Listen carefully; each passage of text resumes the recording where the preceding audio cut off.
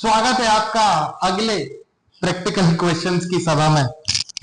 चालू है, चलिए। तो लास्ट तीन जो छोटे छोटे क्वेश्चंस है उनको संभाल लेते हैं, इसके बाद एक और प्रैक्टिकल क्वेश्चन रहेगा। 10th वाला क्या बोल रहा है, ये वाला जो क्वेश्चन है वो थोड़ा सा बड़ा हो जाएगा, देखते हैं। One partner has accepted the responsibility. ओ हो, क्या इंपॉर्टेंट वाला है भाई, पहला ही ध्यान दीजिएगा, ये इंपॉर्टेंट है। इसमें बच्चों को कंफ्यूजन होता है, इसलिए थोड़ा डिटेल में समझाने की कोशिश करूंगा।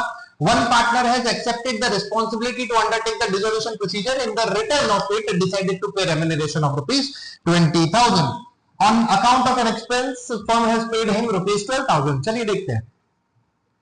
एक पार्टनर है, उस पार्टनर ने बोला कि डिसोल्यूशन का प्रोसेस मैं करूंगा। ठीक है, ध्यान से सुनिएगा। जब पार्टनर डिसोल्यूशन का एक्सपेंस पे करने के लिए एक्सेप्ट कर रहा है, रेडी हो रहा है, मतलब ये मिटा तो रुकना, मतलब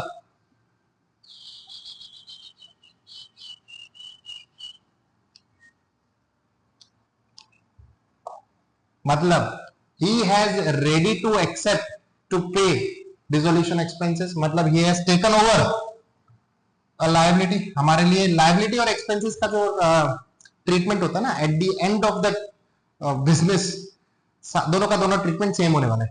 तो जैसा वो लायबिलिटी टेक ओवर करने का काम करता है, वैसे ही वो यहाँ पे डिसोल्यूशन का प्रोसीजर टेक ओवर कर रहा है।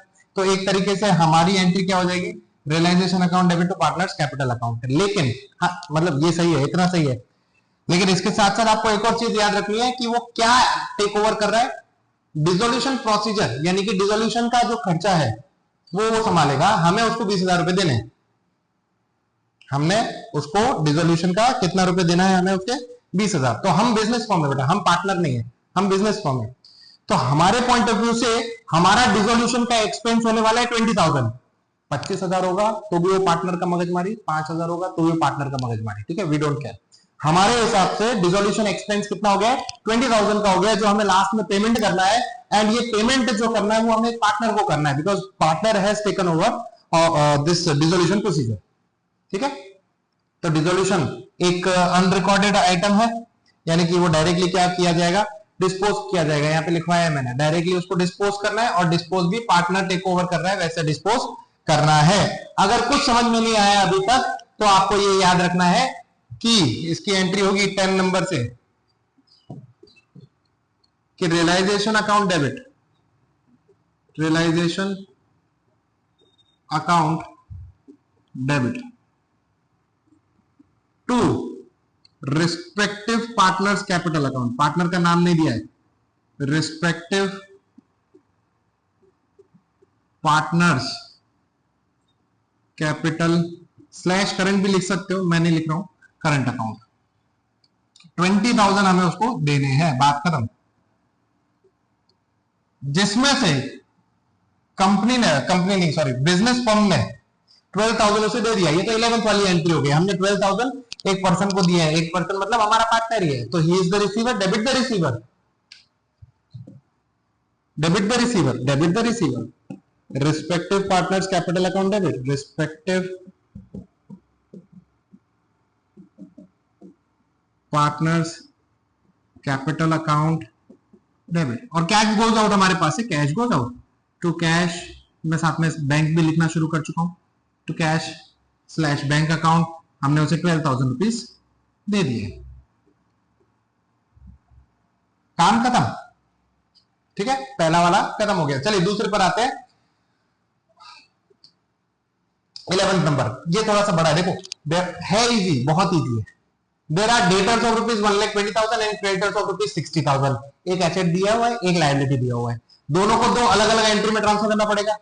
And at the time of dissolution one partner has taken debtor at 20% then book value less. Debtors को वो 20% कम में लेके गया और क्रेडिटर्स को बुक वैल्यू पे लेके गया, मतलब 4 एंट्री हो जाएंगी। एक बार डेटर को ट्रांसफर करना है, क्रेडिटर को ट्रांसफर करना है, डेटर को वो टेक ओवर कर रहा है उसकी एंट्री, क्रेडिटर को टेक ओवर कर रहा है उसकी एंट्री। 4 एंट्री करेंगे।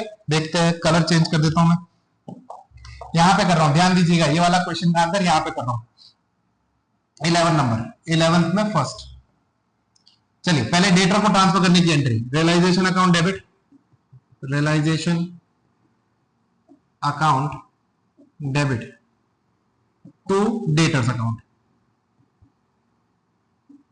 डेटर्स कितने के थे? बुक वैल्यू थी 120, 120 पे ट्रांसफर हो जाएगा 1,20,000, 1,20,000। ठीक है, चलिए अब क्रेडिटर को भी ट्रांसफर कर देते। Creditors account debit, creditors liability है ना, तो creditors account debit to realisation account,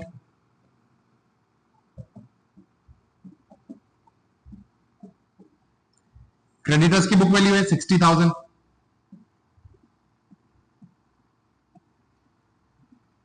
चलिए क्रेडिटर्स भी ट्रांसफर हो गए। अब बात आती है इनके डिस्पोजल की। डिस्पोजल में एक पार्टनर लेके गया है, पहले डेटर को डिस्पोज कर देते हैं। थर्ड नंबर देखिएगा, डेटर को डिस्पोज कर रहे हैं, पार्टनर है टेकन ओवर इट, मतलब respective partners capital account debit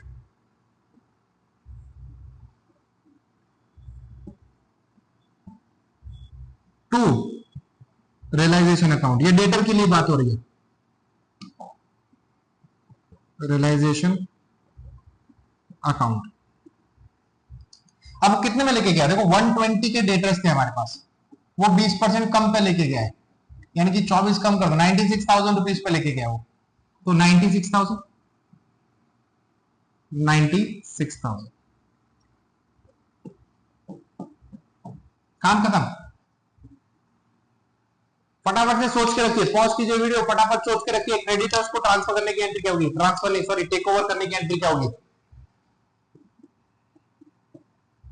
pause करो ना, देख लो फटाफट से। क्रेडिटर अकाउंट नहीं बनेगा, देखा, realisation account debit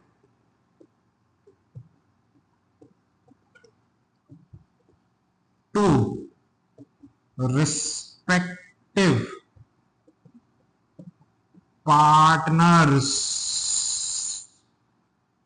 capital slash current account rupees. वो बुक वैल्यू पे लेके जा रहा है बेटा, कोई वैल्यू नहीं दिया है तो बुक वैल्यू ही माना जाता है, 60,000, 60,000